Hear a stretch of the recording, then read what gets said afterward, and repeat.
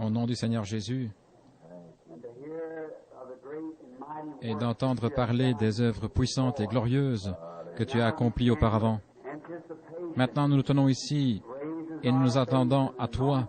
Cela élève notre foi et nous oint de croire que ce que nous avons demandé pour ce soir sera accordé. Tu connais chacun d'eux et toutes leurs requêtes. Nous prions spécialement, Seigneur, pour ceux qui sont si près de la mort. Donne-leur la paix à l'âme s'ils ne l'ont pas déjà, ainsi que la guérison du corps. Accorde-le, Seigneur.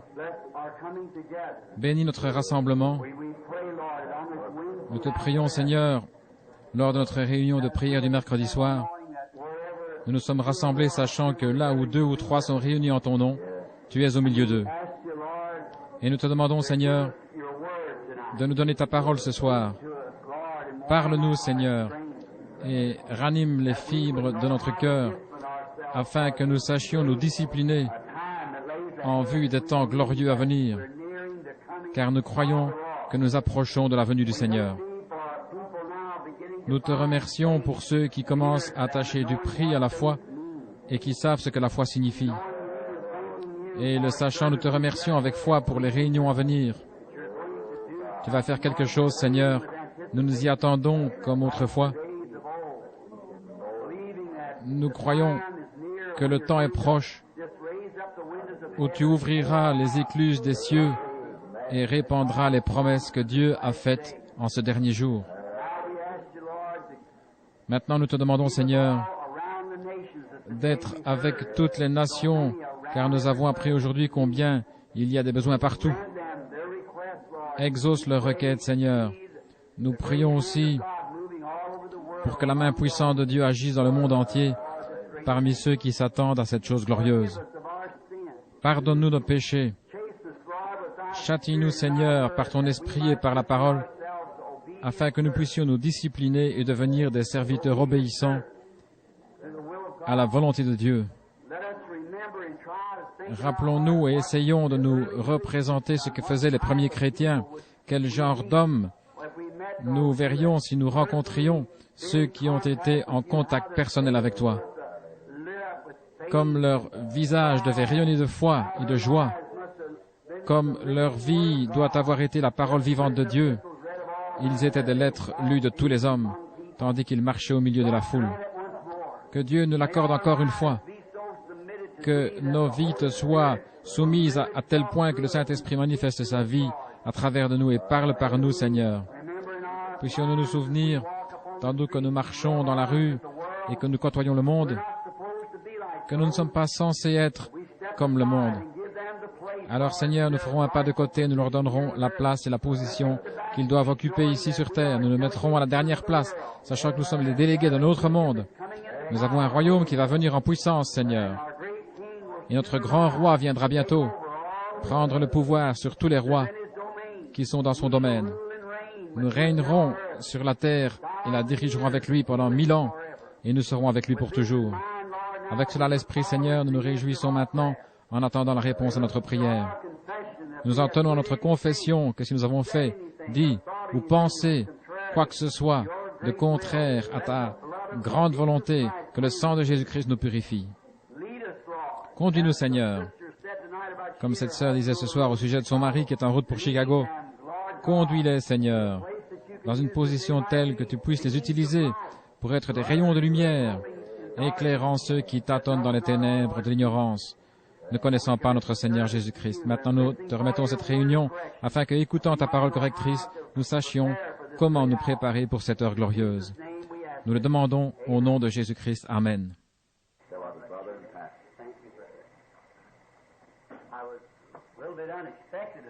Je ne m'attendais pas à venir ici. J'étais à la maison et pourtant je ressentais une impression comme si je n'y étais pas. Il fallait que j'aille quelque part, c'était urgent. Je sentais que c'était mal de rester à la maison au lieu d'aller à la réunion de prière. Et je suis venu d'une manière inattendue. Inattendue autant de ma famille que de moi-même. Je n'ai fait qu'arriver et repartir. J'ai dit, je vais à la réunion de prière. Ma femme n'a même pas eu le temps de se préparer à venir car elle n'avait pas prévu que je viendrais. Je suis si heureux d'entendre le témoignage de cette sœur ici au sujet de cette lumière en Caroline du Nord ou du Sud, quelque part là-bas. N'était-ce pas à Greensville? Southern Pines. Frère Lee Vail était ici aujourd'hui. Je l'ai baptisé aujourd'hui au cours du baptême aujourd'hui, frère Lee Vail. Vous savez, l'un des ministres là-bas, le frère Thomas Parker. Je me souviens du temps où cette sœur était couverte d'une ombre. Sœur, ce fut une glorieuse confirmation. Le Saint-Esprit nous laisse parfois aller de l'avant pour tester notre foi, pour voir et tester la foi des autres. Quand vous dirigez vos regards vers quelque chose, que vous le voyez, que vous le dites, les autres regardent et ne voient rien. Ils disent qu'il n'y a rien, mais c'est là. Personne ne pouvait voir la lumière qui brillait sur Paul, mais elle était là. Personne n'avait vu la colombe descendre du ciel, ni la lumière se former et se tenir au-dessus de Jésus, si ce n'est Jean lui-même, mais c'était là. Vous voyez? De même, quand j'ai parlé plus tard de cette lumière semblable à une colonne de feu, personne ne voulait me croire. Mais maintenant, c'est l'œil mécanique de l'appareil photo qui l'a révélé. L'esprit du mal est un esprit de ténèbres. C'est comme si nos vies étaient couvertes d'une ombre. Si nos vies rencontrent la lumière du jour, nous marchons dans la lumière. C'est comme vous regardez dehors et que vous dites « je vois le soleil ». En plein jour, vous voyez seulement l'ombre du soleil, c'est la réflexion du soleil. Ce n'est pas le soleil lui-même, mais cela prouve qu'il y a un soleil. Cela nous en donne la preuve. C'est comme si je vous voyais là debout en train de parler. Cela signifie que vous êtes vivant. Mais ce n'est que l'ombre de la vie, car toute chose doit avoir de l'obscurité en soi pour pouvoir former une ombre. Il faut en effet que tout objet apparent possède en lui une certaine quantité d'obscurité et de lumière pour pouvoir donner une ombre. Il ne peut pas être entièrement sombre ni entièrement lumineux. S'il est obscur, tout est noir en lui. S'il est lumineux, il n'y a pas d'ombre. Il n'y a rien en lui qui puisse donner une ombre. Mais s'il y a un mélange d'obscurité et de lumière, cela produit une ombre. Vous reflétez une lumière qui vient d'ailleurs. Si vous êtes un chrétien, c'est votre ombre. Cela prouve qu'il y a une vie quelque part où vous ne pouvez mourir, parce que cette vie présente a la mort en elle. Mais ce n'est qu'une ombre, parce que vous êtes des êtres vivants et mobiles, ayant la capacité de voir, de penser, de se mouvoir, de parler, les 5 sens du corps. Cependant, vous savez que vous allez mourir. C'est ce qui cause tant de troubles. C'est pourquoi, vous savez, cette vie et cette mort mélangées ensemble, ce n'est qu'un reflet. Le physique doit mourir. Mais si vous reflétez par votre vie mortelle la lumière du ciel, alors vous reflétez la vie éternelle de Dieu. Alors quand vous mourrez, vous ne pouvez aller qu'à cette lumière, car c'est ce que vous avez reflété. Si vous êtes du monde des ténèbres, c'est lui que vous reflétez, et vous ne pouvez aller nulle part ailleurs que vers les ténèbres. Nous sommes dans un reflet. Aussi sûr que le Saint-Esprit reflète la lumière et la vie, la mort reflète les ténèbres ici-bas devant Dieu. Vers la fin de la semaine, peut-être dimanche, nous aurons l'agrandissement d'une petite photo que vous pourrez fixer sur votre tableau d'affichage, là où vous mettez les photos. Je ne sais pas si vous l'avez remarqué. Il y a une semaine, j'étais en voyage missionnaire en Jamaïque. Alors vous savez que nous envoyons des bandes magnétiques dans le monde entier. Les 7 sceaux ont pénétré là-bas, en Jamaïque, jusque dans l'arrière-pays. Là-bas, derrière les montagnes bleues, c'est très primitif. Les indigènes ont parfois de ces vieux enregistreurs qu'on leur a donnés et qu'ils font remonter comme ces anciens gramophones à manivelle. Quand ils le font jouer, il faut tout le temps que quelqu'un ait le remonté. Le groupe où je suis allé avait un appareil fonctionnant sur une batterie de 6 volts ou quelque chose comme ça. Ils étaient tous rassemblés, ils étaient à peu près le même nombre que nous ici ce soir pour écouter une prédication. C'est Sceaux, je crois. Et tandis que je parlais, ils remarquaient cette même colonne de feu qui entrait dans la salle, s'avançant vers l'enregistreur, et elle s'immobilisa au-dessus de lui. Ils allèrent chercher un appareil photo et photographièrent la même colonne de feu. Elle se tenait juste au-dessus de l'enregistreur. Nous allons faire agrandir cette photo et nous la mettrons au tableau là, afin que vous puissiez la voir. Nous sommes si reconnaissants à Dieu dont la grâce nous permet de venir en sa présence aujourd'hui.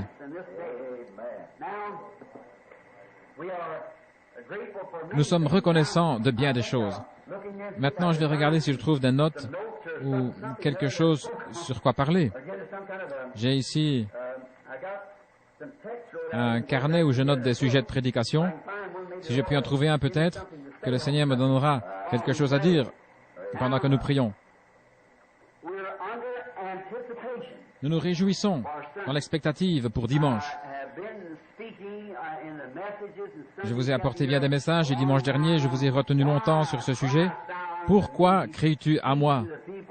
Parle au peuple et va de l'avant.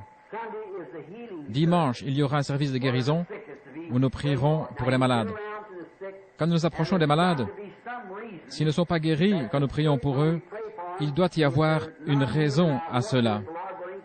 Dieu voulant, je prêcherai brièvement dimanche matin, puis nous aurons un service de guérison où je prierai pour tous les malades. Billy Paul ou quelqu'un sera là dimanche matin dès 8 heures, quand on ouvrira les portes de l'église pour distribuer les cartes de prière aux gens à leur arrivée ou quand ils entrent. Je crois que le Seigneur m'a donné en quelque sorte un petit aperçu des raisons pour lesquelles certaines personnes ne sont pas guéries. Je crois que c'est par manque de compréhension. Et je crois que peut-être nous en parlerons dimanche matin, Dieu voulant. La réunion de prière de mercredi soir est une brève réunion où nous nous rassemblons et prions comme nous l'avons fait et où nous communions ensemble. Parfois, je pense qu'une des choses principales que je remarque de nos jours est le manque de sincérité de ce que nous croyons. Si Dieu avait fait du temps de John Wesley ce qu'il a fait de nos jours, qu'est-ce que cela aurait donné? Si ce qui se passe aujourd'hui, alors que nous le voyons aussi bien confirmé par l'Église que l'Esprit,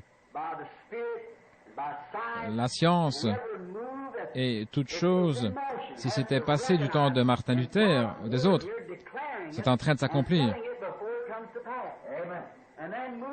Et il faut le discerner. Et la parole de Dieu l'annonce et déclare avant que cela arrive. Il est venu, il a prophétisé tout ce qu'il a dit, s'est accompli parfaitement et malgré tout, nous restons indolents et nous nous posons des questions. Je me demande si c'est bien moi que cela concerne. Est-ce pour l'Église en général ou est-ce que je suis aussi compris dans ces choses? Je pense que dimanche matin, j'essaierai de parler sur quelques-unes de ces points essentiels afin que nous soyons un peu plus éclairés. Ce soir, j'ai trouvé quelque chose et je m'y suis arrêté et avant de venir, j'ai pensé, si Frère Neville venait me dire, levez-vous, je vous laisse la parole et se rasseyez. J'ai pensé qu'il vaudrait mieux noter quelques passages de l'Écriture parce que je le connais, ce cher frère, et nous l'apprécions. Avant de prier sur la parole, je veux présenter un frère, je ne sais même pas son nom actuellement. D'ailleurs, ils sont deux, ce sont des chers amis, ce sont des ministres, des évangélistes qui sortent sur le champ missionnaire, ils ont des connaissances du message par une bande et viennent d'églises dénominationnelles différentes. L'un de ces jeunes gens est si intéressé qu'il a pris récemment l'avion pour Tucson après avoir terminé une réunion. Je crois que j'étais à ce moment-là à un déjeuner des hommes d'affaires chrétiens. C'est alors qu'arriva ce jeune homme, un brave jeune homme. Ils sont du Kansas et l'un d'eux est venu avec sa fiancée pour que je les marie. J'apprécie cela. Dire que des gens ont suffisamment confiance dans vos prières pour croire que Dieu entendra et répondra. Et des jeunes qui partent dans la vie comme cela, mais en arrivant ici, ils se sont aperçus que la loi de l'Indiana exige que malgré leur examen de sang, ils attendent ici 3 jours avant de pouvoir être mariés. Ils ne pourront donc l'être que vendredi matin. Je demanderai à ce frère de se lever et de nous dire qui il est, ainsi que sa charmante fiancée et le frère qui les accompagne.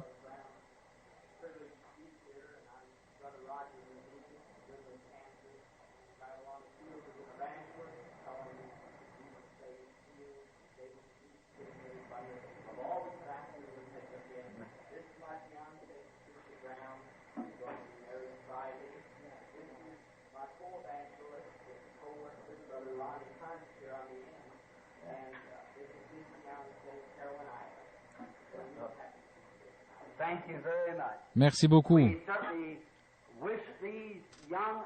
Nous désirons vraiment qu'il y ait de ces jeunes ambassadeurs dans l'œuvre du Seigneur Jésus-Christ. Nous leur souhaitons la bénédiction de Dieu sur leur route. Et tandis que je médite et attends le retour du Seigneur, cela me réjouit de voir un jeune homme et une jeune femme se lever avec dans le cœur le dessein de servir Christ. Que le Seigneur vous bénisse richement, mon frère et ma sœur. Maintenant, venons-en à un petit livre dont je ne vous ai jamais parlé. Et il n'y a qu'un chapitre.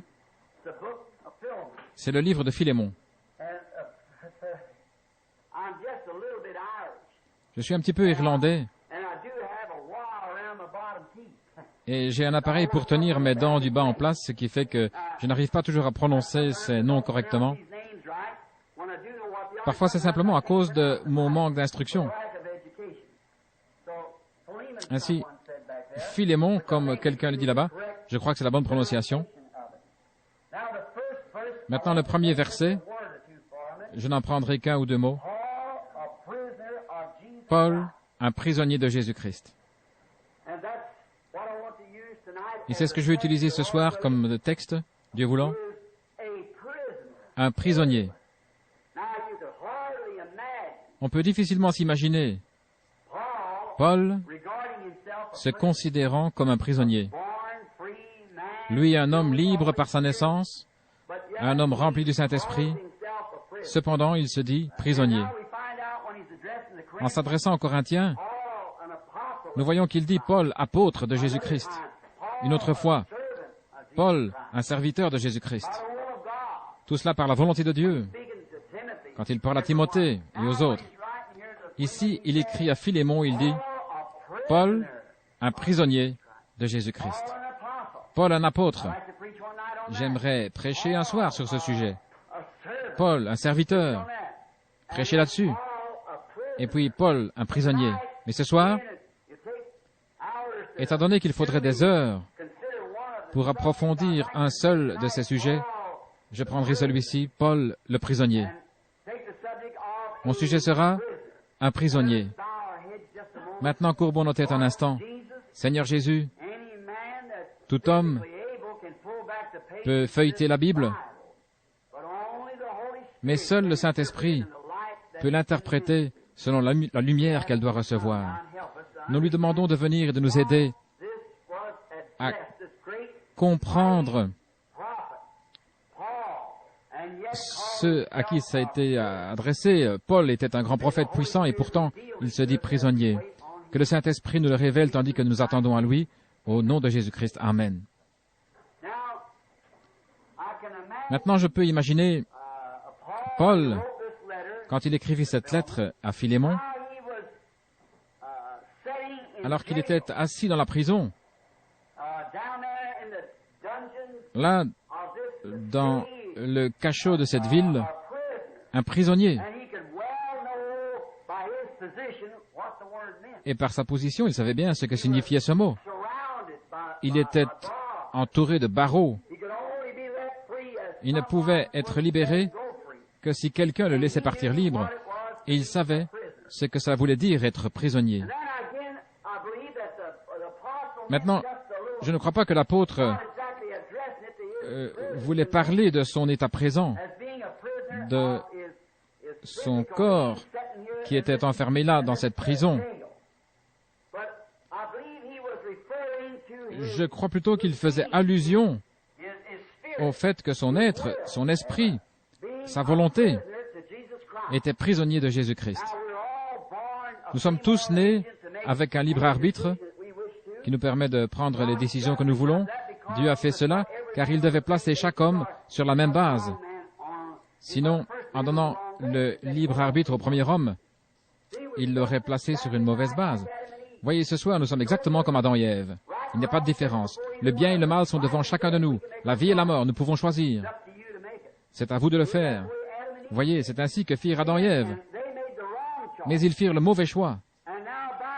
Et en faisant cela, ils placèrent la race humaine tout entière sous la mort, sous la punition de la mort.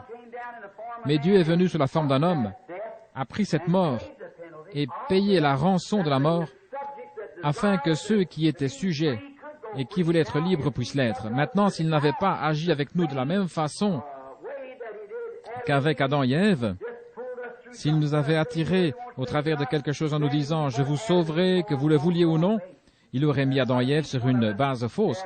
Mais chacun de nous doit choisir entre la mort et la vie. Nous devons le faire. Comme je viens de l'exprimer, votre vie démontrera exactement de quel côté vous êtes. Peu importe ce que vous en dites, vos actions de chaque jour révèlent ce que vous êtes. Vous connaissez ce vieux dicton? Votre vie parle si fort que je ne peux pas entendre votre témoignage. Vos actions parlent tout aussi fort. J'ai toujours approuvé le fait de crier, de sauter, mais j'ai toujours dit ne sautez pas plus haut que ce que vous vivez, car le monde vous observe, voyez. Vous devez sauter à la hauteur exacte de votre vie, car quelqu'un vous observe.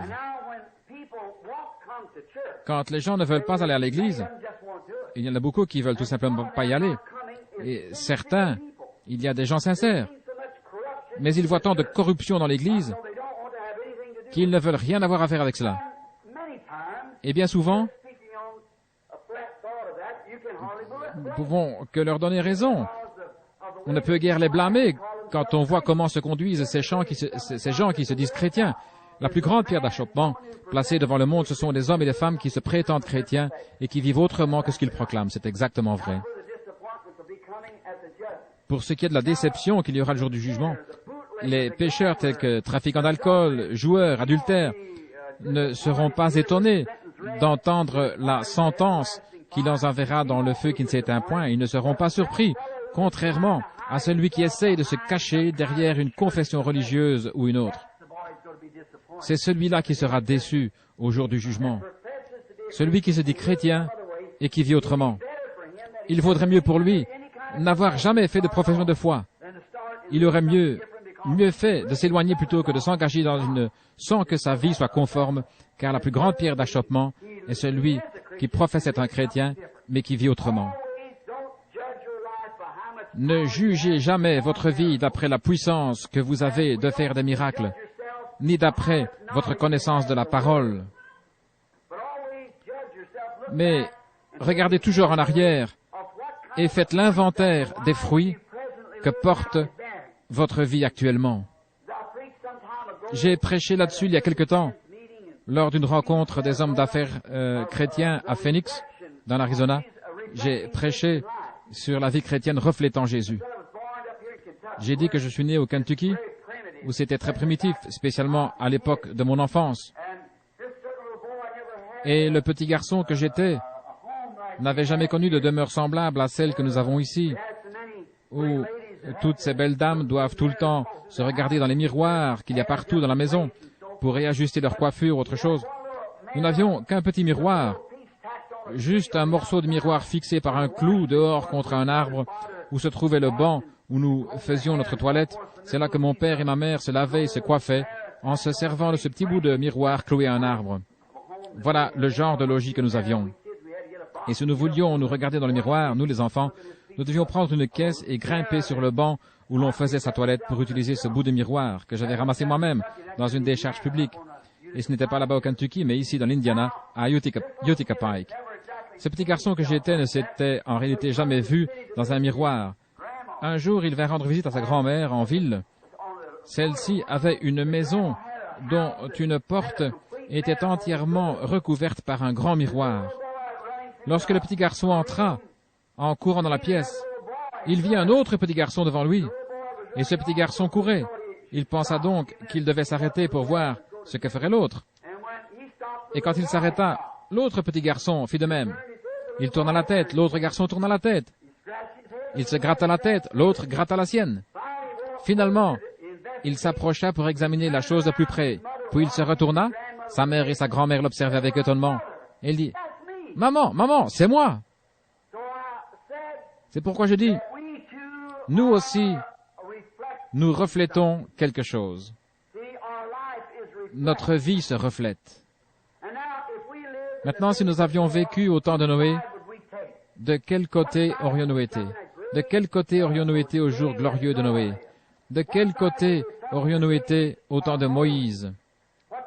Et au jour d'Élie, le prophète, alors que le monde entier était englouti par une vague de modernisme,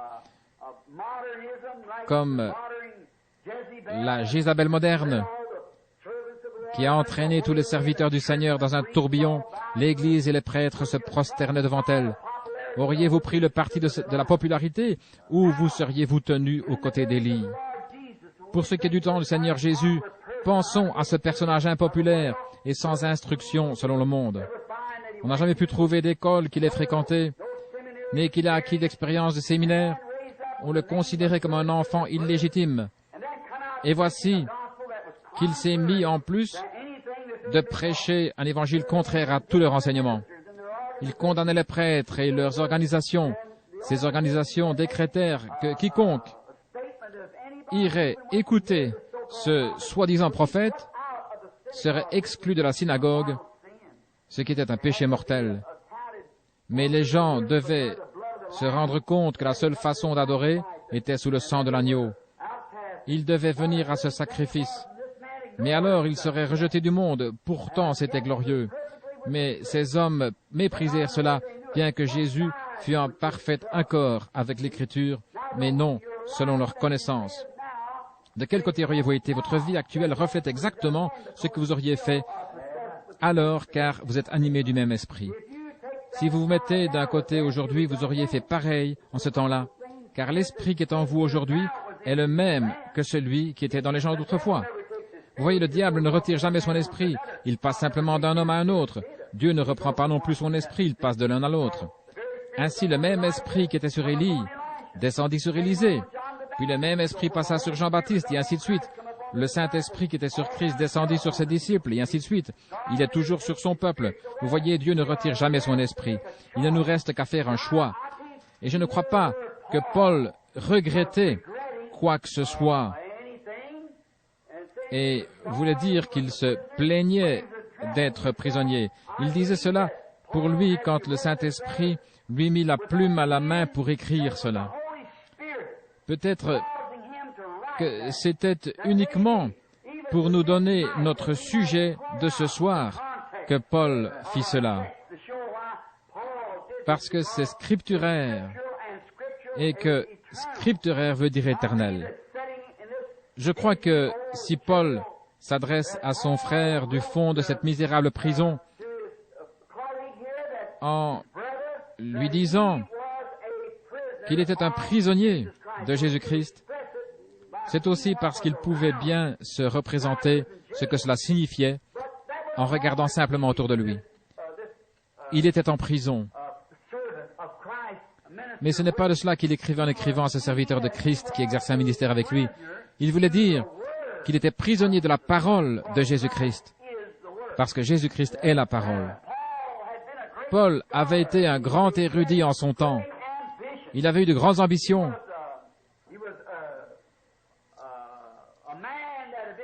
C'est un homme qui avait reçu de l'instruction des gens. Gamaliel était un grand professeur. Paul n'aurait pas pu fréquenter d'écoles plus prestigieuses que celle où il enseignait. C'était une de ces écoles comme, par exemple, Wheaton ou Bob Jones ou une de ces grandes écoles fondamentalistes. Il avait été instruit comme ministre de la parole.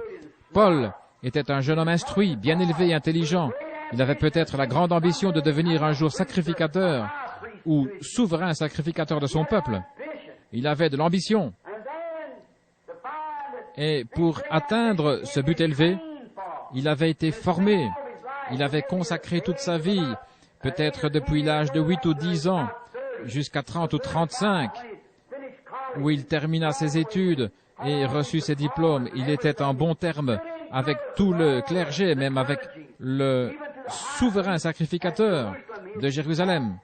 Paul avait un ordre de lui, un ordre personnel, écrit de lui confiant le soin d'aller à Damas pour aller chercher ceux qui adoraient Dieu d'une manière contraire aux ordres du souverain sacrificateur, les trouver, les lier, les jeter en prison et, si nécessaire, de les mettre à mort s'il le voulait. Il avait de grandes ambitions. Mais tout ce qu'il avait appris, Dieu le lui enleva.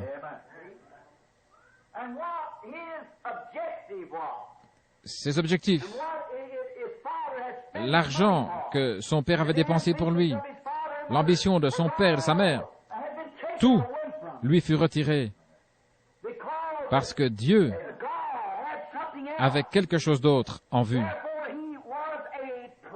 C'est pourquoi il était un prisonnier. De l'objectif qu'il avait de sa vie, il est devenu prisonnier de Jésus-Christ, qui est la parole. Ce chemin de Damas, a changé Paul. Alors qu'il était en chemin, vers 11 heures peut-être,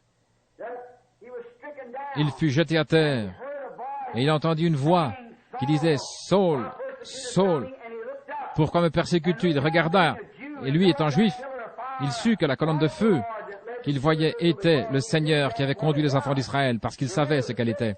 Rappelez-vous que cet Hébreu n'aurait jamais donné le titre de Seigneur, Elohim, s'il n'avait été sûr que c'était bien lui, car c'était un homme très instruit. Et quand il leva les yeux, il vit cette lumière, cette colonne de feu qui avait conduit son peuple à travers le désert. Il dit « Seigneur, Elohim, Seigneur, en majuscule, Seigneur, qui es-tu » Quelle surprise pour ce théologien d'entendre « Je suis Jésus », celui-là même qu'il combattait. Quel revirement! Oh, cela a dû être quelque chose de terrible pour cet homme, plein d'ambition, de découvrir tout à coup qu'il était un persécuteur. Son ambition l'avait entraîné plus qu'il ne l'avait pensé loin de la chose principale. Quel grand choc pour cet apôtre quand il entendit « Je suis Jésus », celui-là même qu'il persécutait. Pourquoi me persécutes-tu? Disons encore ceci. Quand on se moque de l'Église, ce n'est pas vraiment d'elle qu'il s'agit. On se moque de Jésus. Pourquoi me persécutes-tu? Comment Paul, avec toute son intelligence, aurait-il pu croire que ce groupe qu'il persécutait, c'était le Dieu même qu'il prétendait servir? Je pense que nous n'avons pas besoin d'entrer dans les détails, parce que nous sommes tous suffisamment instruits pour que nous comprenions ce que je veux dire. C'est pareil de nos jours. Paul était bien plus intelligent que les petits Galiléens ignorants qu'il persécutait et qui pourtant, dans leur humilité, avaient déjà accepté cet homme de Galilée. Mais Paul, avec son grand savoir et son intelligence, ne pouvait accepter cela. Quel bouleversement cela a dû être pour lui sur ce chemin. Et il fut frappé de cécité, en sorte qu'il ne put plus poursuivre sa mission. Mais il fut conduit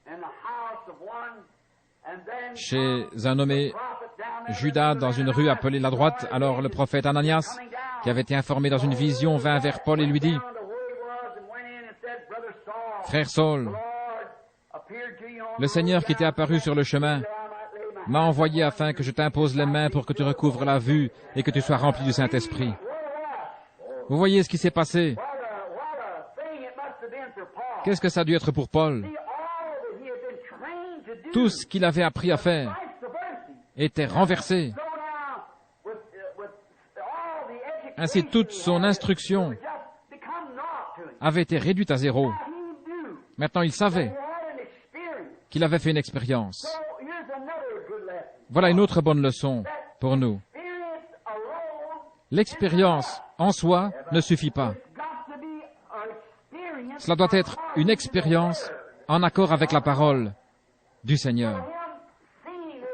Ainsi donc, ayant vu cela, et sachant que c'était quelque chose de glorieux, que quelqu'un d'autre avait reçu avant lui, il se retira pendant 3 ans et 6 mois dans le désert d'Arabie, avec la Bible d'alors, l'Ancien Testament. Et il compara son expérience qu'il avait eue avec l'Écriture pour voir si c'était conforme. Que se serait-il passé s'il avait dit « Ce n'est qu'un peu d'exaltation », puis avait continué son chemin en pensant « Je vais simplement suivre les pensées de mon intelligence ». Mais il fallait qu'il devînt le prisonnier de quelque chose. Aussi, après avoir comparé et vu les types de l'Ancien Testament, il put décrire le livre des Hébreux. Voyez, pendant les 3 ans et demi où il fut plongé dans la parole, il découvrit que ce même Dieu qu'il avait appelé le ramenait en arrière et changeait toute sa compréhension. Tout ce qu'il avait pensé jusqu'alors, tout ce qu'il avait appris, toutes ses ambitions, tout cela était balayé loin de lui. Il était devenu un prisonnier. L'amour de Dieu avait été si extraordinaire et une telle révélation qu'il ne pouvait plus s'en éloigner.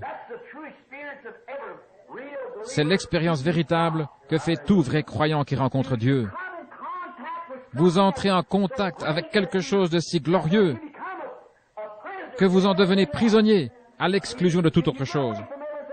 Vous quittez tout pour vous emprisonner là-dedans. Jésus l'a exprimé un jour quand il a dit « Le royaume de Dieu est semblable à un marchand qui cherche une belle perle. Quand il a trouvé cette perle glorieuse, il vend tout ce qu'il a pour l'obtenir. » C'est ce qui se passe ici. Vous avez des conceptions intellectuelles, une expérience théologique. Mais quand le temps arrive où vous trouvez la chose réelle, vous retranchez tout le reste et vous vous enfermez avec cela. Paul savait ce que c'était. Il découvrit qu'il était attelé à quelque chose, comme un cheval dans son attelage, pour tirer quelque chose. Paul, après cette expérience de 3 ans et demi, passé à la comparer avec les types de la Bible, comprit que Dieu l'avait choisi et attelé par le Saint-Esprit, afin que par l'expérience qu'il avait faite, il puisse tirer l'Évangile devant les nations. L'Esprit lui-même l'avait attelé. Et aujourd'hui, en tant que serviteurs de Christ, nous devenons attelés, accrochés. Nous ne pouvons pas aller sans que la parole soit avec nous. Nous sommes attelés à la parole. Peu importe ce que dira qui que ce soit, vous y êtes attelés. Il y a quelque chose à son sujet qui fait que vous ne pouvez vous en éloigner. Vous êtes sous le même joug par le Saint-Esprit. Il vous a mis sous le joug de la parole. Peu importe ce que l'on dit, c'est la parole qui vous suit. Vous y êtes attelés. Vous avez pris le joug avec elle, avec la parole par le Saint-Esprit. Paul y était attelé. Il était allé au fond du désert d'Arabie, avec toutes ses anciennes expériences et ambitions. Et là, il fut dépouillé de toutes ces choses. C'est là que nous voyons aujourd'hui que nous devons être dépouillés premièrement. Mais les gens n'aiment pas être dépouillés. Le frère méthodiste tient à garder quelques bribes de son enseignement méthodiste. Le frère baptiste tient à garder quelques bribes de son enseignement baptiste, voyez-vous. Mais vous devez être complètement dépouillés de tout. Naître de nouveau et prendre le joug à partir de là, selon que le Saint-Esprit vous conduit. Vous ne pouvez pas dire, mon père disait qu'en arrivant à l'église, il serrait la main du pasteur, c'était un bon membre loyal. C'était peut-être bien pour sa génération. Mais nous sommes dans une autre génération, nous devons maintenant revenir au temps biblique. Pour notre époque, les ministres de Dieu étaient bien attelés eux aussi, mais ils sont entrés dans une autre dispensation. Et ils ont manqué de se dépouiller de leur vieux harnais pour en mettre un nouveau. Et c'est pareil aujourd'hui. Nous sommes sortis d'une ère dénominationnelle, comme nous l'avons prouvé par les âges de l'Église, la Bible, etc. Et nous entrons dans une ère de liberté où le Saint-Esprit lui-même descend, se manifeste, se fait connaître et accomplit chaque promesse qu'il a faite. Voilà, quelle époque glorieuse. Et Paul savait autre chose. Il savait qu'il ne pouvait pas aller quelque part sans être attelé à la parole, même s'il avait voulu. Son ambition était d'aller chez des frères qu'il avait invités. Mais cependant, le Saint-Esprit le pressa de faire autre chose. Il n'était plus son propre maître. Peut-être que quelqu'un lui disait, frère Paul, nous aimerions que vous veniez chez nous. Nous avons la plus grande église, l'assemblée la plus nombreuse. Vous recevrez beaucoup d'offrandes, etc. Et lui, pressé par le Saint-Esprit, il pensait, j'ai un frère là-bas, c'est vers lui que je dois aller pour qu'il soit sauvé. il faut l'amener au Seigneur. Mais l'Esprit le poussait à aller encore ailleurs. Il était vraiment prisonnier. Ô Dieu, fais de nous de tels prisonniers, libérés de nos ambitions égoïstes, de notre jugement personnel, de nos pensées que nous croyons être les meilleures, afin de devenir des prisonniers de Jésus-Christ. Je crois que c'est glorieux de pouvoir déclarer « Je suis un prisonnier de Jésus-Christ ». Rappelez-vous qu'il est la parole. Quoi qu'on en pense, il est la parole. Si vous êtes prisonnier de la parole, aucune dénomination ne peut vous en détourner. C'est la parole, vous en êtes prisonnier, c'est tout. Vous devez agir comme elle agit. Il ne pouvait pas aller à certains endroits où il aurait voulu aller. Pourquoi? Parce que l'Esprit le lui défendait. Souvenez-vous des nombreuses fois où Paul cherchait à se rendre en un lieu où il pensait avoir une grande réunion, mais l'Esprit l'en empêchait. Cela n'établit-il pas et ne prouve-t-il pas clairement que Paul était un prisonnier de Jésus-Christ, attelé à sa parole par l'Esprit? Oh, j'aime cela. Il était lié. Il était lié par des chaînes, des liens d'amour, pour faire la volonté de Dieu et elle seule. Il était un prisonnier. Il était dans des chaînes d'amour. Il était sous le joug avec Christ. Il ne pouvait se mettre sous aucun autre joug. Il était sous le joug avec lui et devait marcher selon qu'il était conduit, peu importait que l'herbe parût plus verte à droite qu'à gauche, il devait aller où le conducteur et le joug allaient. Oh, si ce soir, nous autres du Branham Tabernacle pouvions seulement devenir des prisonniers par rapport à notre nature égoïste, à notre ambition personnelle, et nous abandonner complètement et nous mettre sous son joug. Peu importe ce que pense le reste du monde, peu importe ce que fait le reste du monde, nous sommes liés sous un joug d'amour. Nous sommes prisonniers. Mes pieds sont tellement liés au joug de Christ qu'ils ne peuvent plus aller danser. Mes yeux sont tellement liés au joug de Christ que lorsque je vois ces stripteaseuses modernes dans la rue, ils me font détourner la tête. Mon cœur est tellement lié au joug de son amour que je ne peux plus avoir d'amour pour le monde. Ma volonté est tellement liée à son joug que je ne sais même plus quelles sont mes ambitions personnelles. Où que tu conduises, Seigneur, je te suivrai, je veux être un prisonnier. Paul était véritablement prisonnier. Il ne disait pas de choses fausses. Il avait été réformé par le Saint-Esprit pour attendre la parole. Il avait été instruit d'une façon, mais maintenant Dieu l'instruisait d'une autre façon. Il avait été formé par le Saint-Esprit pour attendre la parole du Seigneur, quelles qu'aient pu être ses ambitions. Maintenant, avec l'aide du Saint-Esprit, j'espère vous montrer quelque chose. Prenons un exemple. Un jour, Paul et Silas descendaient la rue d'une ville où Paul tenait une réunion de réveil. Une femme possédée d'un démon le suivait en criant. Sans aucun doute, Paul savait qu'il avait l'autorité d'un apôtre pour chasser ce mauvais esprit hors de cette femme. Mais l'avez-vous remarqué? Il attendit jour après jour, jusqu'à ce que tout à coup, le Saint-Esprit lui parle. Il dit, le moment est venu. Alors Paul ordonna, Esprit, sort d'elle. Vous voyez, il devait attendre le Seigneur. Et c'est là qu'aujourd'hui, tant de gens jettent l'opprobre sur la parole. Ils marchent d'après leurs ambitions. Combien de réveils sont tombés à plat pour des raisons semblables?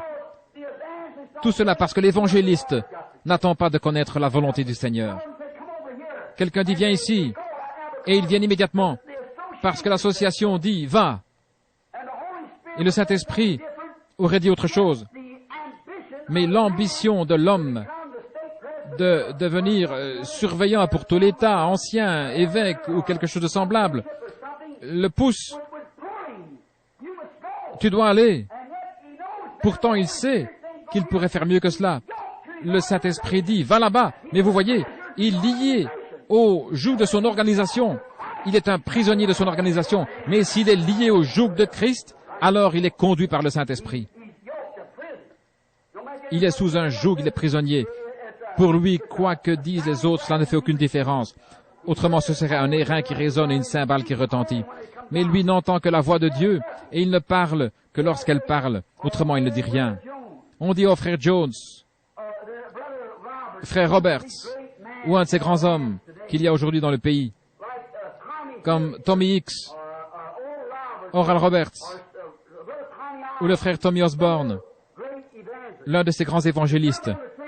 Quelqu'un dira peut-être, venez chez nous, Tommy ou Oral, vous êtes un grand homme de Dieu. J'ai un oncle qui est au lit. Il est lié. Il est malade. Je désire que vous veniez. Je crois que vous avez la force pour le guérir. Et peut-être que le Saint-Esprit lui dira, pas maintenant. Mais cependant, par amitié pour cet homme, il sent qu'il est de son devoir d'aller chez lui. S'il ne le fait pas, il s'en fera un ennemi. L'homme dira, il est allé chez un tel et il a guéri leur enfant, je le sais. Et moi, qui suis son ami depuis des années, il a refusé de venir. Mais s'il est contraint par le Saint-Esprit à ne pas aller, il vaut mieux qu'il n'y aille pas. Il est sous le joug de Dieu. Son ami, il l'aime, mais il vaut mieux qu'il soit conduit par le Saint-Esprit pour y aller, parce qu'autrement, de toute manière, cela ne donnerait rien de bon. Je l'ai expérimenté tant de fois. Mais Paul, lui, attendait que le Saint-Esprit lui dise ce qu'il devait faire. Il vaut mieux être attentif au Saint-Esprit. Un soir, après avoir prêché, il vit un infirme en sortant. Soudain, l'Esprit lui parla et dit, et Paul dit, je vois. Comment? Je perçois. De la même manière qu'il vit qu'il ferait naufrage et serait jeté sur une île, je perçois que tu as la foi pour être guéri. Lève-toi sur tes pieds. Jésus-Christ t'a guéri. Voilà, il était sous le joug. Peut-être qu'il avait fait une semaine d'évangélisation sans que rien se passe, mais pourtant il attendait que le Saint-Esprit lui parle. Il était lié au joug de cet appel. Maintenant, vous direz, mais frère Branham, vous contredisez ce que vous avez dit dimanche au sujet de votre longue attente. Mais rappelez-vous que c'est le Saint-Esprit qui m'a parlé sur la route et m'a dit, je te renvoie parmi les malades et les affligés. J'ai obéi au Saint-Esprit. C'est certain. Je ne suis pas allé avant qu'il ne me l'ordonne. J'attendais le ainsi dit le Seigneur, jusqu'à ce que j'ai bien reçu le ainsi dit le Seigneur. C'est différent. C'est cela qui fait la différence. Paul attendait la parole du Seigneur. Il était poussé par l'Esprit à ne suivre que les ordres de Dieu. C'est ainsi qu'il devint le prisonnier de Jésus-Christ. Chers amis, si seulement nous pouvions devenir des prisonniers. Je sais qu'il fait très chaud, mais je voudrais citer encore quelques personnages. J'en ai 6 ou 8 inscrits ici, mais prenons-en un ou deux. Prenons le personnage de Moïse. Il était né pour être un libérateur. Et il le savait. Il savait qu'il était venu au monde pour être un libérateur. Mais avant de parler de Moïse, je voudrais dire ceci. Tout homme qui veut le servir fidèlement, Dieu doit toujours en faire son prisonnier. Un homme doit abandonner toutes ses ambitions, tout ce qu'il a, tout, sa vie, son âme, son corps, sa volonté, ses ambitions et tout le reste, pour devenir complètement prisonnier de Christ, qui est la parole, pour servir Dieu. Il se peut que vous deviez marcher à l'opposé de ce que votre bon sens vous montre. Vous pensez peut-être que dans une certaine organisation, on pourrait vous élever et vous confier quelque chose d'important qui vous permettrait de briller. Mais comment vous retrouverez-vous après cela? Au bout d'un certain temps, vous vous retrouverez vaincu, jusqu'à ce que Dieu puisse trouver un homme qui accepte de devenir son prisonnier. Dieu cherche des prisonniers. Il l'a toujours fait. Vous n'avez qu'à sonder les Écritures. Un homme doit être prisonnier de Christ envers et contre tout. Par conséquent, vous ne pouvez pas être lié à quoi que ce soit en dehors de Christ. Même pas votre père, votre mère, votre frère, votre sœur, votre mari, votre femme ou qui que ce soit. Vous n'êtes lié qu'à Christ et à lui seul. Alors Dieu peut vous utiliser. Jusque-là, il ne peut pas le faire. Parfois, je dépasse les bornes et je parle durement aux gens. Vous comprenez? J'essaie de vous faire couper vos liens. Vous devez avoir un point de départ.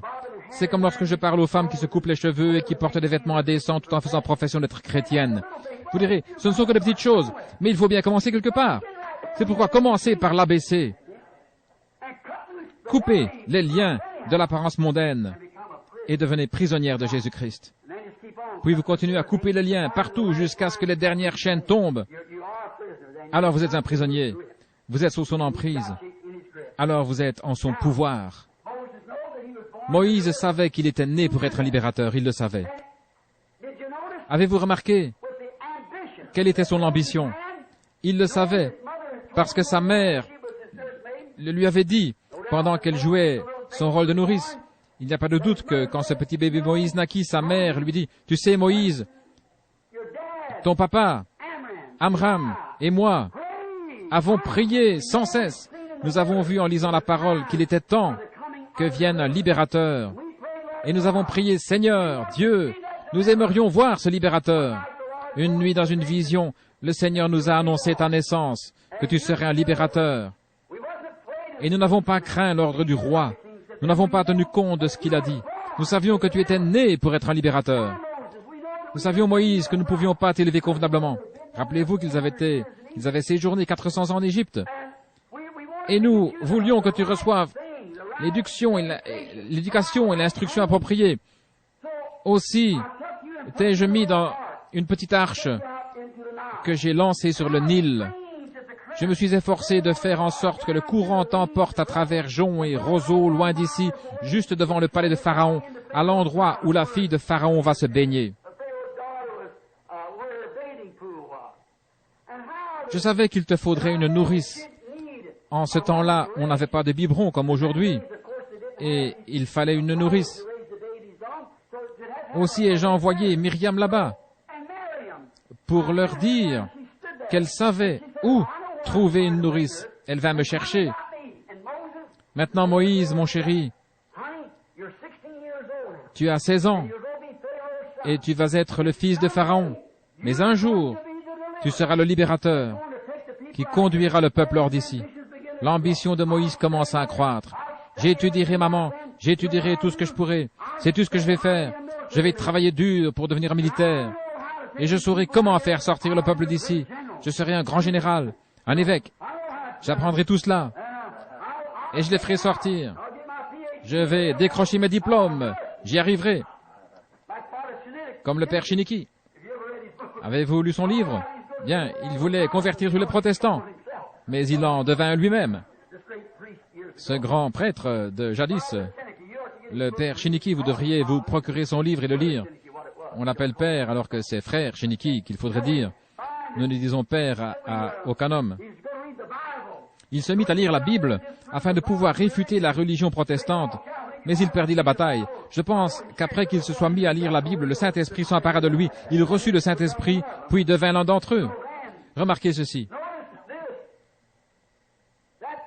Moïse reçut toute l'instruction possible.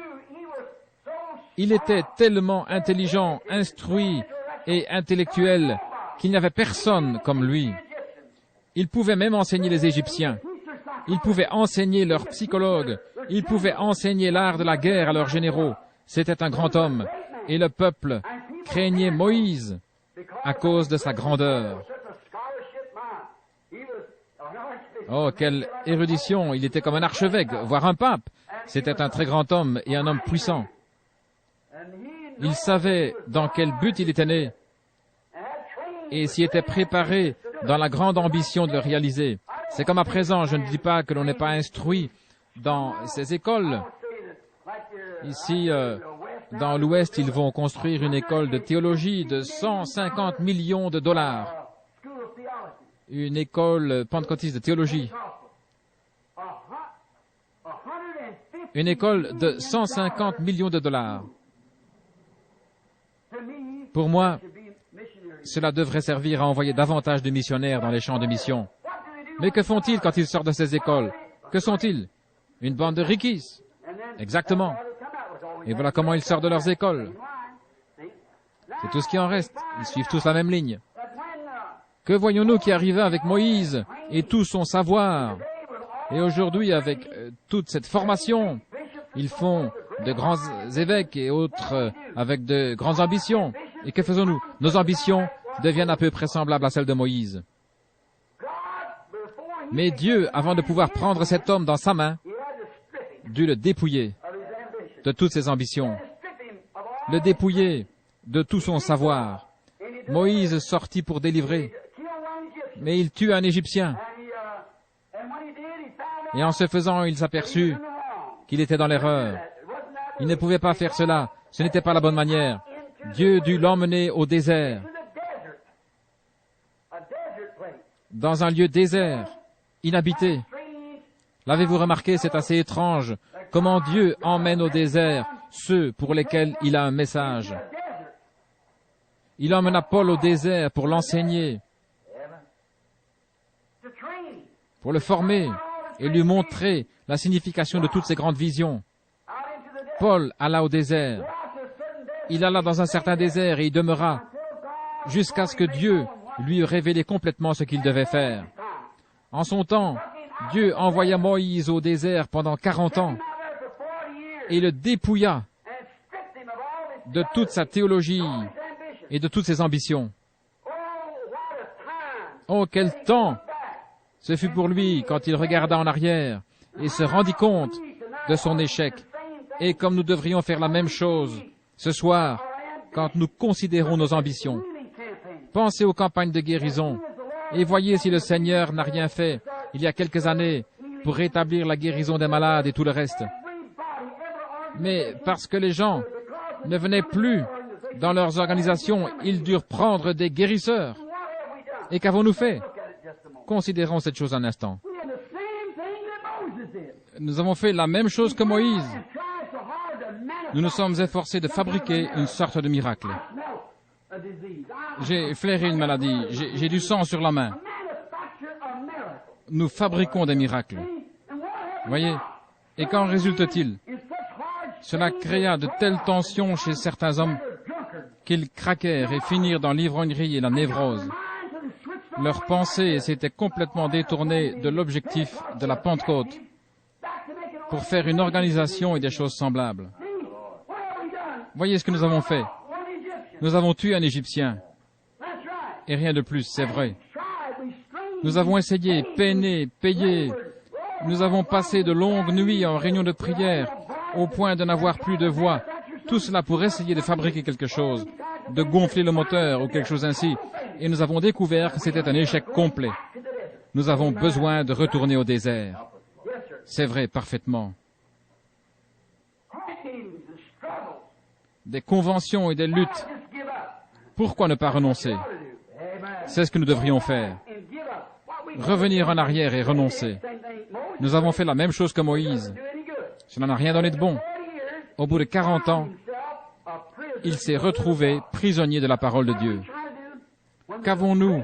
Qu'essayons-nous de faire alors que la grande bénédiction est arrivée? Et ici se sont manifestées toutes ces choses glorieuses que Dieu nous avait annoncées. Comment nous devons naître de nouveau?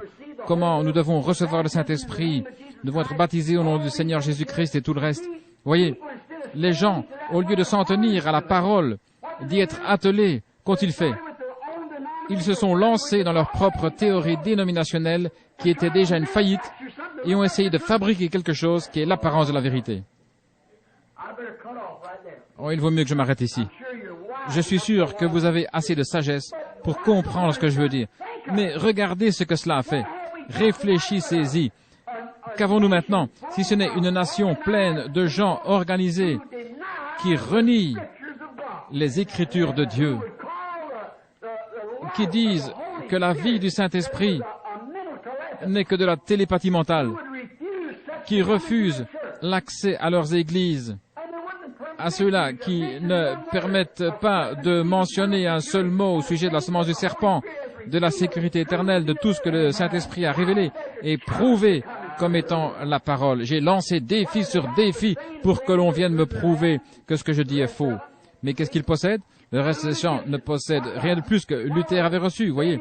Tuer un Égyptien. Qu'est-ce que ça signifie? Peut-être qu'avec cela, un homme a arrêté de voler ou de tromper sa femme. Mais qu'avez-vous fait de lui à part cela? Un membre d'église. venez vous joindre à notre groupe. Voyez, cet homme mort et infect fut le seul résultat de 40 ans d'études. Un Égyptien mort qui gisait là, pourri, mort.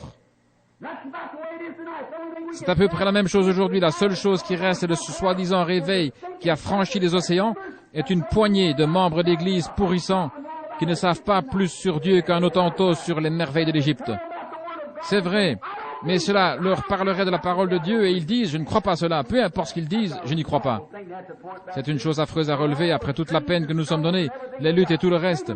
Peut-être que nous pourrions citer une grande école ou autre chose, mais elle est morte.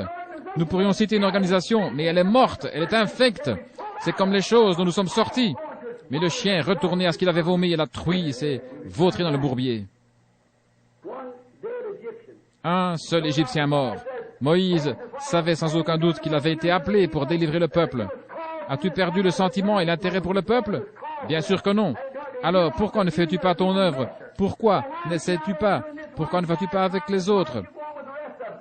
Mais Moïse est là pour être dépouillé, jusqu'à ce qu'il ait fait une expérience avec le buisson ardent, puis proclame la parole, « Je suis le Dieu d'Abraham, d'Isaac et de Jacob, et je me souviens de ma promesse. Je viens pour les délivrer, et je t'envoie pour le faire. » Voilà, la parole, et non pas les ambitions ou les désirs du peuple. Que devint Moïse? Il ne voulait plus rencontrer les Égyptiens. Il ne voulait plus faire face à cela. Il était devenu prisonnier. Amen. Il dut passer par toutes ces années de dépouillement, mais ensuite il devint prisonnier devant le buisson ardent. Ce grand Moïse, avec toute son intelligence. La Bible dit qu'en Égypte, Moïse était puissant en action et en parole. Mais voyez ce que fit ce grand théologien en présence du buisson ardent. Il confessa simplement son incapacité. Quand il saisit la véritable intention de Dieu, il confessa qu'il était incapable de l'accomplir, malgré qu'il ait reçu tout l'enseignement théologique qu'on ait pu lui donner. Il avait étudié dans les meilleures écoles. Mais voilà que devant la colonne de feu qui se tenait dans le buisson ardent, il ne put que dire « Je ne sais même pas parler ». Il dit « Seigneur, qui suis-je pour que tu envoies ?» « Ôte tes souliers, Moïse, je veux te parler. Prosterne-toi, ôte même tes souliers, tombe sur ta face, je veux te parler. » Moïse ne pouvait même pas parler. Finalement, il fut un prisonnier élu, un prophète élu, exactement comme Paul fut élu, lui aussi. Moïse avait été élu comme libérateur. Et alors finalement, Dieu fit de son élu son prisonnier. Oh, alléluia. Il ne pouvait agir que mu par la parole de Dieu. Qui dirais-je qui m'a envoyé? Je suis. Comment ferais-je? Je serai avec toi. Oui, Seigneur, comme tu veux, me voici. Voilà, il est un prisonnier. Il va à l'encontre de ce qu'il pensait être le meilleur. Il avait été initié au commandement d'une armée. À droite, droite. Char bien chargé. Lance en avant. Chargé, c'est ainsi qu'il allait vaincre. C'est ce qu'on lui avait appris. Mais il dit, qu'est-ce que je vais utiliser? Dieu lui dit, que tiens-tu dans ta main? Un bâton. Dieu agit parfois d'une manière tellement ridicule selon la pensée humaine. Moïse avait un bâton à la main, une longue barbe pendante. Il était âgé de 80 ans. Sa femme, assise sur une mule, tenait un enfant sur sa hanche. Il s'appuyait de ses vieux bras décharnés sur son bâton, mais il gardait la tête haute parce qu'il avait malgré tout le « Ainsi dit le Seigneur ». Il avait enfin fixé son ancre. Il était prisonnier. Je n'avance que quand la parole avance. Je ne parle que quand la parole parle. Où vas-tu? J'ai un ordre de mission. Je dois aller devant Pharaon, lui montrer avec ce bâton que c'est Dieu qui m'a envoyé. Que vas-tu faire ensuite? Dieu me montrera la suite quand j'aurai fait cela. Voilà. Je n'ai qu'une chose à faire. La première est de m'abandonner, de devenir un prisonnier. Ne pensez plus à vous ni à rien d'autre. Devenez un prisonnier. Moïse devint un prisonnier. Il avoua qu'il ne pouvait même plus parler.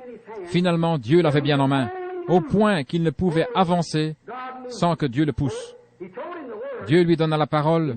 Moïse savait que c'était la parole. Il se soumit à la parole et le Saint-Esprit, Dieu, attela Moïse à la volonté de Dieu. C'est exactement ce qu'il fit avec Paul. N'est-ce pas vrai? Il attela Paul, ce petit juif sarcastique au nez crochu. Paul était couvert de diplômes en théologie. Mais Dieu dit, je vais lui montrer ce qu'il va souffrir pour ma parole. Paul, assis là-bas, vit la parole et vit qu'elle était Jésus. Alors il leva les mains et fut attelé à lui. L'amour de Dieu l'attela à la parole. Il portera mon nom devant les nations. Il y a là. Moïse, je suis le Dieu de tes pères. Je suis le Dieu d'Abraham, d'Isaac et de Jacob. Je me suis souvenu de ma promesse et le moment de son accomplissement est proche. J'ai vu les souffrances de mon peuple. Je me souviens de ma promesse et je suis venu l'atteler. Je suis venu t'atteler. Dieu dit, tu sais ce que dit la parole, je t'ai appelé pour aller là-bas. Je t'ai attelé avec le pouvoir d'aller là-bas et de délivrer mon peuple. Prends ce bâton dans ta main comme témoignage, car tu as vu un miracle accompli par son moyen, comme David avec sa fronde. Moïse s'attela et alla. Dieu avait enfin un homme qui lui était soumis, lié à lui, attelé à lui, qui ne pouvait agir que mu par la parole de Dieu. Si seulement les hommes faisaient de même aujourd'hui. Le voilà son prisonnier, un prisonnier d'amour, attaché à Dieu par un joug d'amour, comme Paul qui était lui aussi attaché à Dieu par un joug d'amour. Tous deux avaient été instruits de la même manière. Moïse pour délivrer le peuple par la puissance militaire. Paul pour le libérer de la main des Romains par une grande force ecclésiastique dans le monde d'alors. Ils sortaient d'une grande école, celle de Gamaliel. Puis tous deux allèrent dans le désert. Et lorsqu'ils en revinrent, ils étaient des hommes différents. Tous deux virent la colonne de feu. Tous deux étaient prophètes. N'est-ce pas vrai? Tous deux étaient prophètes. Et la colonne de feu leur parla aux deux. C'est l'exacte vérité. Ils étaient venus pour apporter la délivrance. C'est vrai. Ils passèrent par le désert. Ils quittèrent leur foyer et allèrent au désert pour découvrir. Ils quittèrent leur peuple et tout pour trouver la volonté de Dieu. Ils avaient été formés d'une certaine manière. Dieu changea cela et les instruisit d'une autre manière. Ils étaient devenus totalement prisonniers, de sorte qu'ils n'agissaient plus comme ils le voulaient, mais comme Dieu le voulait. Il est le même, hier, aujourd'hui, éternellement. Avons-nous encore une dizaine de minutes? Je vais rapidement examiner un autre personnage. J'en vois un devant moi. Son nom est Joseph. C'était un fils élu. Il est un type parfait de Jésus-Christ. Il était né prophète. Jésus aussi est prophète. Il avait des visions. Et tout enfant, il se vit assis sur un trône, ses frères se prosternant devant lui. Mais, attention, il sentait confusément qu'il était un grand personnage. Et que dut faire Dieu? Il agit avec lui comme avec les autres. Car Moïse était un libérateur, Paul était aussi un libérateur, et maintenant Joseph, lui aussi fut un libérateur. Il sauva son peuple de la famine. Comment Dieu dut-il agir avec lui? Il le mit en prison. Tout droit en prison. C'est ainsi, oui, monsieur? Rappelez-vous qu'il fut vendu par ses frères à un Égyptien qui le revendit à Potiphar. Celui-ci lui donna un peu de liberté, mais c'est la première chose qui lui fut enlevée. Et le voilà en prison, pleurant, pleurant. Dieu devait le dépouiller. Mais remarquez, pendant tout le temps qu'il fut en prison, il put se souvenir de la vision qu'il avait eue de lui-même, assis sur un trône et de ses frères se prosternant devant lui, parce qu'il savait que cela arriverait, que son don venait de Dieu, et il savait que cela devait s'accomplir. Si nous pouvions seulement nous souvenir de ceci, que selon la parole de Dieu, dans ces derniers jours, Dieu va se constituer une église, un peuple, et que les choses qu'il a promises, il va les accomplir. Il a dit qu'il le ferait. Et nous vivons dans le temps avec la parole. Il s'efforce seulement de faire de nous de vrais prisonniers enchaînés à lui. Connaissez-vous ce vieux cantique que nous chantions? Et maintenant je suis enfermé avec Dieu. Je veux être enfermé avec Dieu. Et quand je pense à cela, enfermé avec Dieu, rien d'autre. Vous ne pouvez avancer que quand Dieu vous dit d'avancer. Vous ne pouvez faire que ce que Dieu vous dit de faire. Alors vous êtes enfermé avec Dieu. Maintenant souvenez-vous, Joseph réfléchissait. Il était un raté pour lui-même. Tout ce qu'il savait, tout ce qu'il avait compris, c'était un échec total. Rien n'allait plus. Il en était arrivé au point où personne ne voulait plus l'écouter. Il était prisonnier. Voyez, il avait été mis dans une situation où les incrédules n'auraient pas cru. Voyez-vous ce que je veux dire? Son ministère était réduit à néant. Les gens détournaient la tête. Ils ne lui prêtaient aucune attention en prison. À quoi pouvait bien servir son ministère? Peut-être qu'il aurait pu prêcher dans la rue à travers les barreaux de sa prison, comprenez? Mais les gens auraient passé sans s'arrêter. Vous voyez, il était devenu un prisonnier. Dieu l'avait fait prisonnier jusqu'à ce que la roue soit sortie de l'ornière. Vous avez remarqué que Paul, lui aussi, fut mis en échec. Finalement, Dieu vint à Joseph dans sa prison, comme pour Paul et comme pour les autres.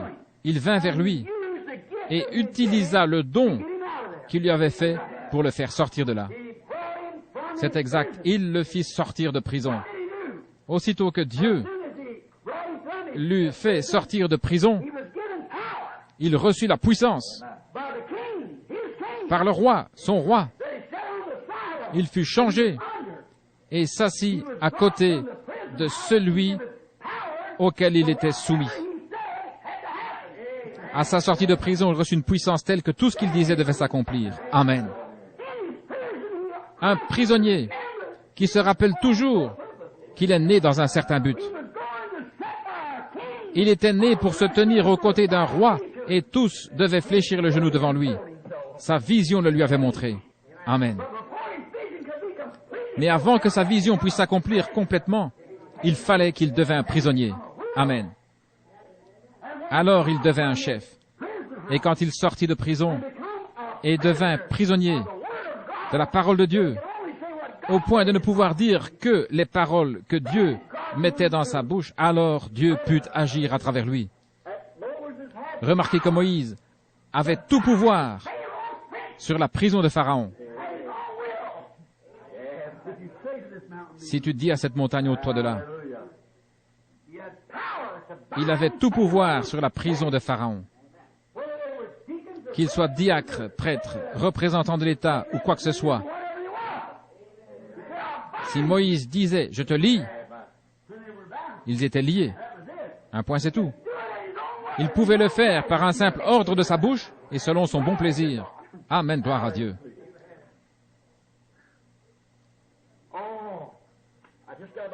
Oh, il ne me reste plus que 3 minutes si je veux tenir parole. Maintenant, nous avons découvert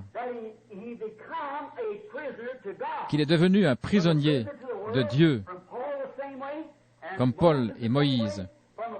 Il passa de l'état de prisonnier de ses pensées à celui de prisonnier de Dieu. Et quand il sortit, il avait la puissance de Dieu. Comme Saul quand il devint Paul, comme Moïse quand il se rendit et se dépouilla de ses pensées, Joseph se soumit, fut dépouillé et devint prisonnier de la parole de Christ. Il ne pouvait pas faire un pas. Voyez, il regardait l'opprobre de Christ comme un trésor plus grand que ceux de l'Égypte, en sorte qu'il était prisonnier de Christ comme Paul. Rappelez-vous que tous trois étaient prophètes. Voyez, ils avaient dû être dépouillés de leur propre manière de penser afin de devenir prisonniers de la volonté et des voies de Dieu. Remarquez que Joseph avait le pouvoir de lier ou de délier d'un seul mot. Il pouvait dire, « Je te délie au nom de mon roi. » Amen. Pharaon fit de Joseph son fils.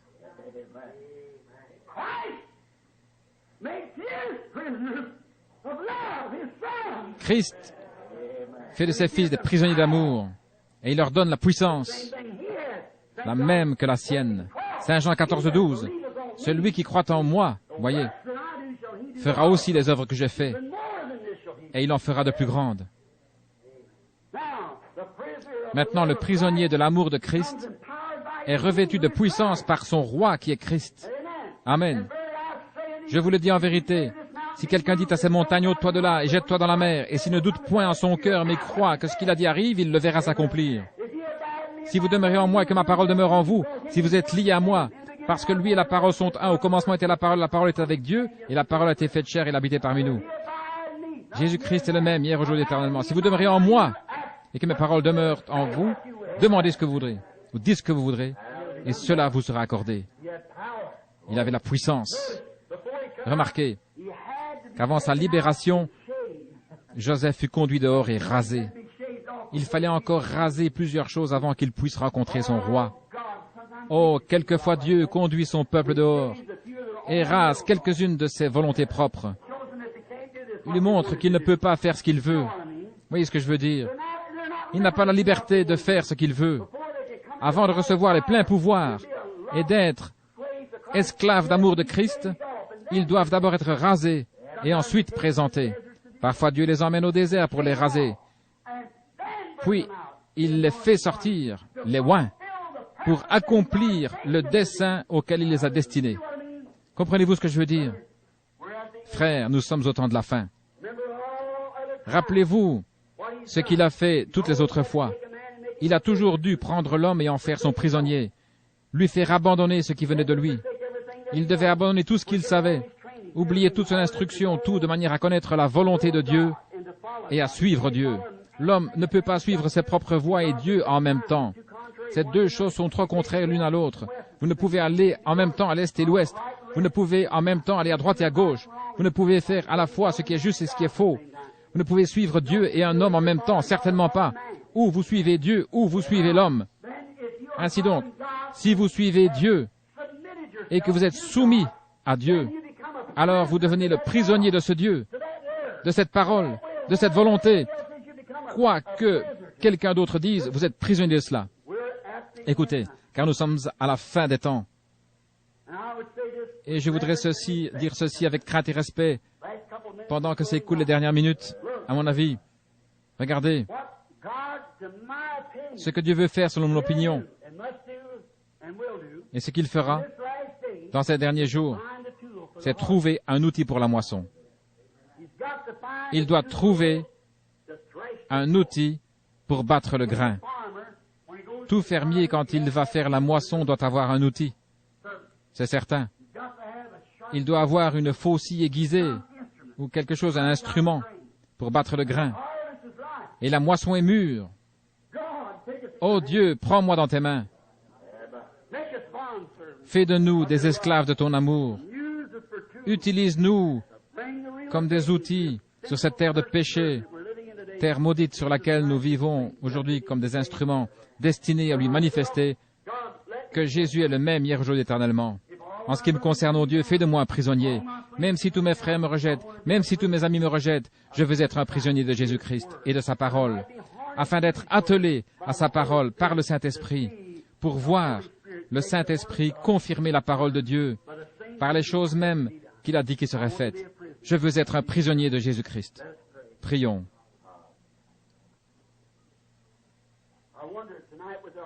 Je me demande ce soir, avec la tête inclinée, si cette ambition que nous avons d'être quelque chose d'autre, ou peut-être quelque chose que nous pouvons considérer comme égoïste, je me demande si nous ne pourrions pas abandonner cela. Je me demande si un jeune garçon ici ce soir, qui en regardant autour de lui, se dit, quand je serai grand, je vais être telle et telle chose. Je me demande si vous ne pourriez pas sentir la volonté de Dieu entrer dans votre vie et dire, non, non, non, j'ai perdu mes ambitions maintenant. Ces derniers jours, le Saint-Esprit m'a parlé. Je veux m'abandonner à Dieu et devenir un instrument pour battre le grain dans ces derniers jours. jeune fille qui avait peut-être l'ambition de devenir un jour une belle dame ou une grande beauté, ou peut-être même faire une carrière à Hollywood. Je me demande si vous ne voudriez pas abandonner vos ambitions en présence de Dieu et de sa parole et entendre l'appel de Dieu dans votre propre vie. Dieu sait qui vous êtes. Je me demande s'il y a un ministre, un serviteur de Dieu ou quelqu'un qui travaille dans l'Église. Je ne viens ici que de temps en temps et je ne connais pas le tiers des gens qui sont ici ce soir. J'en connais qu'une poignée. Mais je me demande s'il se trouverait ici une personne qui serait d'accord de dire, peu importe ce qu'on dit, maintenant je suis l'esclave de Dieu, je prêcherai sa parole envers et contre tout. Tant pis si mon organisation me met dehors. Je resterai avec cette parole. C'est ce que je vais faire. Ma volonté est la volonté de Dieu. Je vais être un prisonnier de Jésus-Christ. Par sa grâce et avec son aide, je le ferai. Pensez à cela pendant que nous demeurons la tête inclinée. Combien ont cette ambition ce soir? Veuillez lever la main. Je lève aussi la mienne. J'abandonne tout. La tête inclinée maintenant. Chantons lentement pendant que vous y pensez.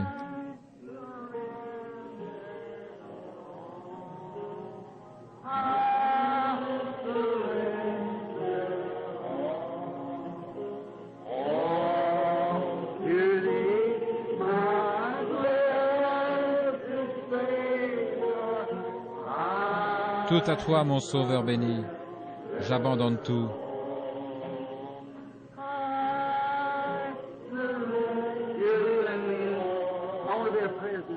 Pensez-vous cela sérieusement? Je veux être un prisonnier. Prends-moi, Seigneur. Conduis-moi ce soir dans la maison du potier. Brise-moi et pétris-moi à nouveau.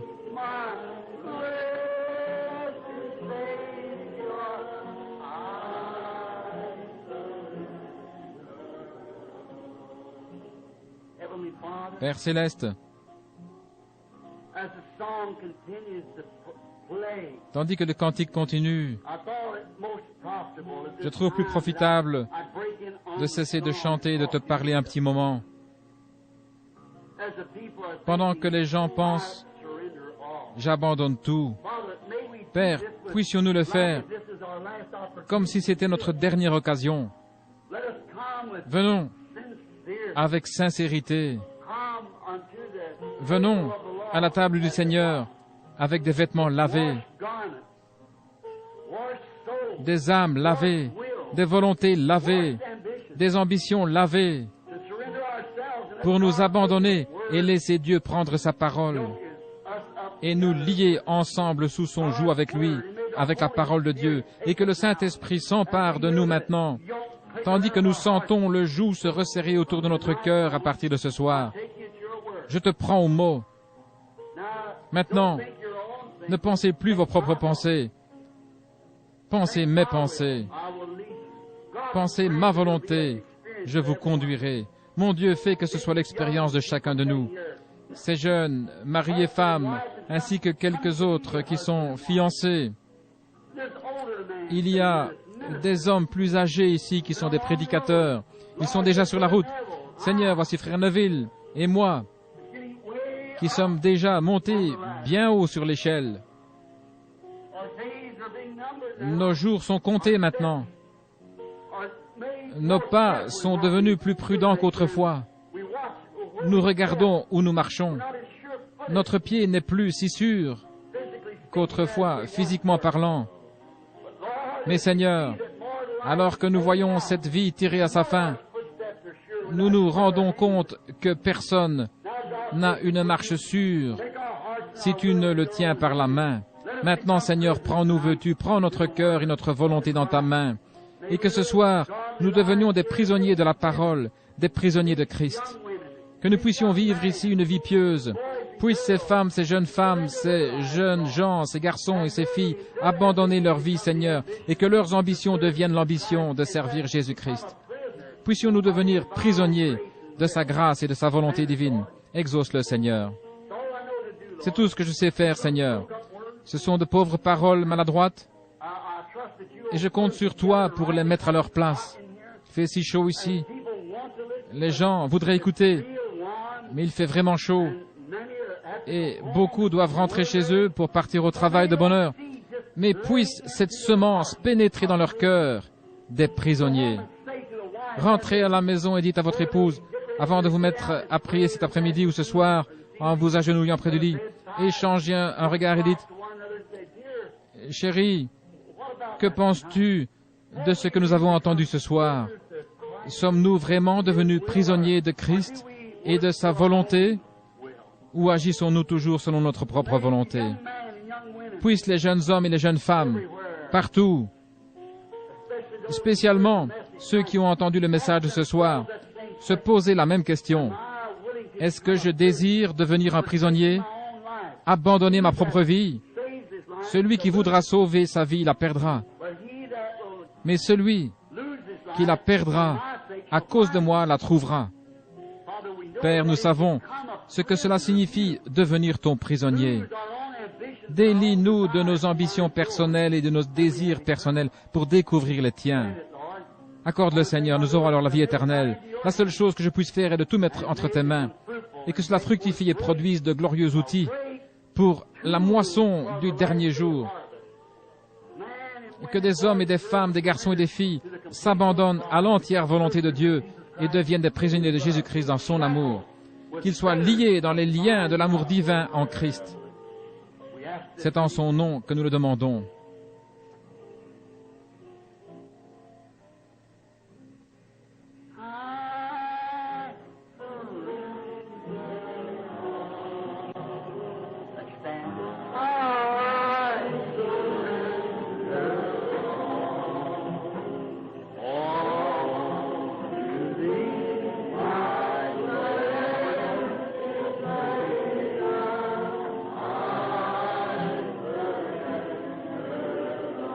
Let's just say that again with our eyes closed and our hands up.